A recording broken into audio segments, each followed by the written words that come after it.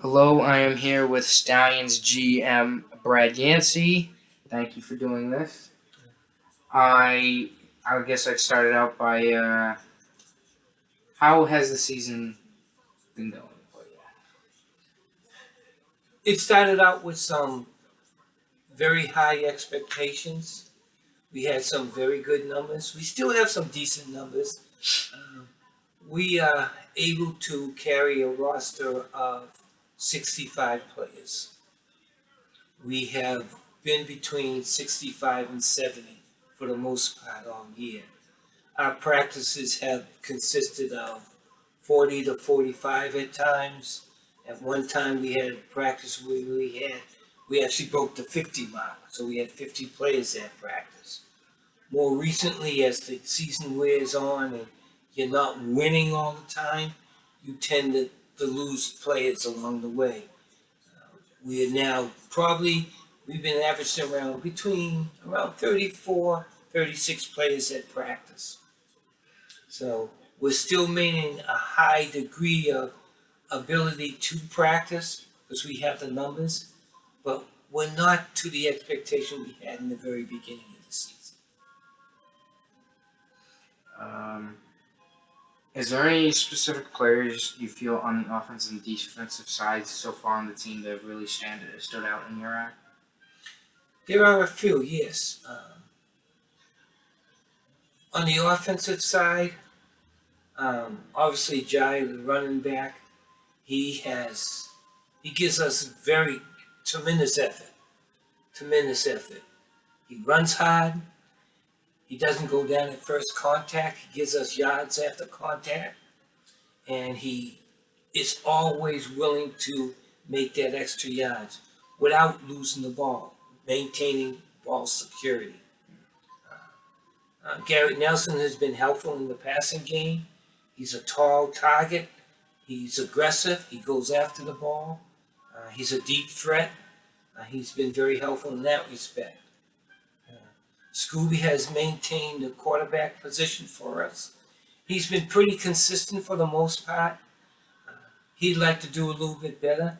I think with the addition of some more targets, some more weapons, I think we'll be able to be a little bit more consistent on the offensive side. Adding a Mike Vanago, adding a Tyler. Mm-hmm.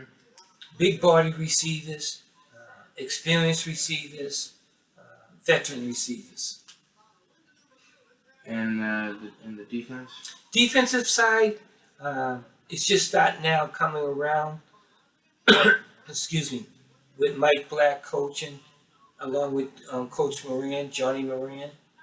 Uh, we're working more out of the 4-3 and 4-2-5s, so that now we're really starting to focus on role responsibility, gap responsibility, and utilizing our strengths in positions where we probably didn't utilize it as much as before, and cutting down on the number of errors.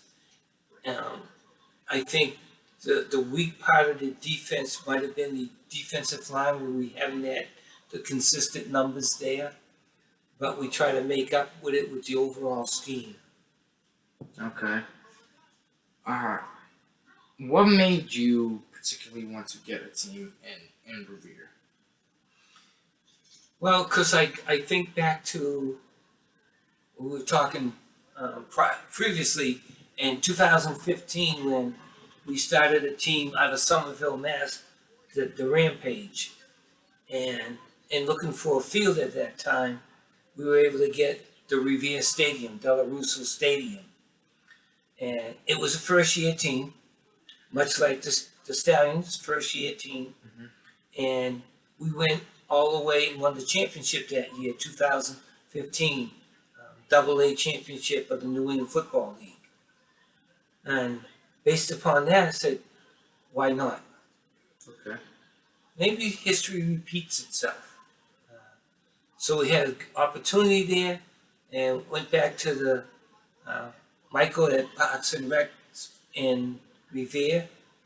The field was available, and here we are. And Have you liked the fan response to the team? It's been good. It's been very good. We've had 3 home games.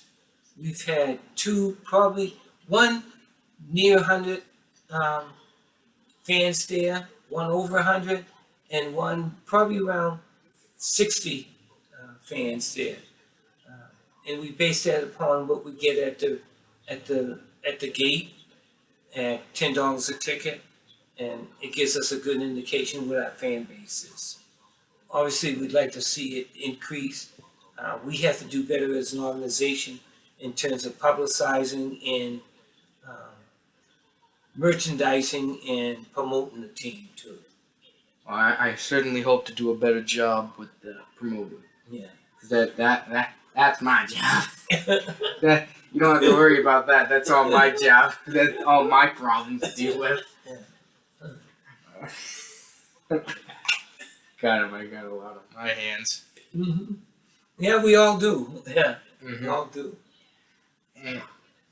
And do you now? I know that you were very big in the '90s and 2000s and early 2010s with coaching, and right now you're a GM. And like, I'm just basing this off of some NFL stuff. Though a lot of coaches who coached for a long time went to a GM role. Some get the itch to go back into coaching. Do you feel at some point you might return as a head coach or as an assistant coach with the Stallions, maybe in some capacity? It's a good question, Franny. I missed coaching this year to a great extent. I help out where I can, practice at games, but I missed that getting involved, teaching. Because I always say, good coach coaches and teaches. A great coach coaches, teaches, and inspires. I missed that part of it.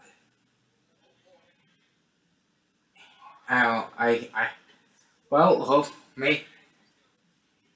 we'll see how it goes. Yes. I swear to God, I just got a deja vu moment for a second. I feel like, is there like a higher power? I swear I just got a deja vu for a moment. Like, I feel like we've done this before. Like, I swear I've done this before somewhere. Anyway, back to reality. It happens though. I mean, when you start talking about things that you're passionate about, things like that happen. Definitely. Yeah. God, I gotta stop saying because everyone tells me if you say a lot in a video, people just kind of look at you and stare at you like you're some kind of a madman. And I almost just did it again. So, I guess what will your expectations be going forward for the rest of this season and going into next season? We want to finish the season strong. I've always felt that the latter part of the season, the end of the season, is that when you make your run. Mm-hmm. And that everything should be a build up to the end of the season to the playoffs.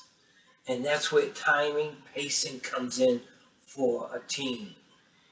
And if you can do that and be ready and really get to the point where you're at your best at the end of the season in playoffs, that's when you have the opportunity to get in the playoffs first and then make your run. That's where you can make the difference. So my expectation is 1, to make the playoffs, 2, to be impactful in the playoffs, and hopefully with everything going in our favor, is win a championship. Take that into next year and build on that.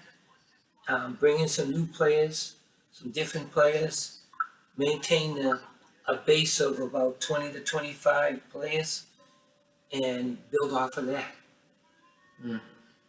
Well, that was a great. I do believe those expectations can be met with the right personnel and the correct leadership. Definitely, because leadership is the key to success. Absolutely, yes. I guess my final question to you is: do you have a quick story that would just entice everybody that to spice it up a little bit? Would it involve my nephew? Big? It doesn't have to. I don't know. I just like to throw those things in there. Right. Yes. And it's been, yeah.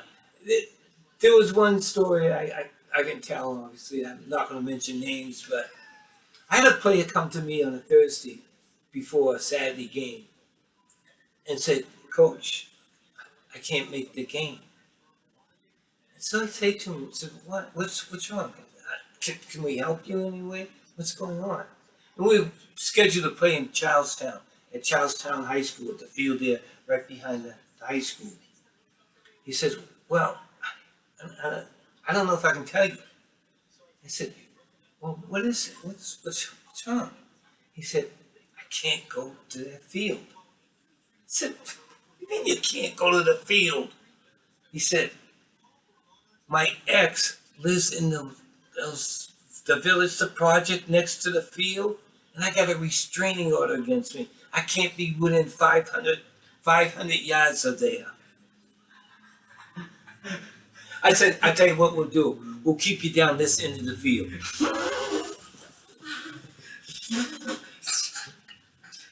I wasn't ready. I wasn't. True story. I wasn't ready. I was not expecting you. Where do you see? How does? I got nothing. I'm not gonna say anything. I've heard it. I've heard it all. Thank you, Coach Y, for doing this. I can't be professional. See you guys next time.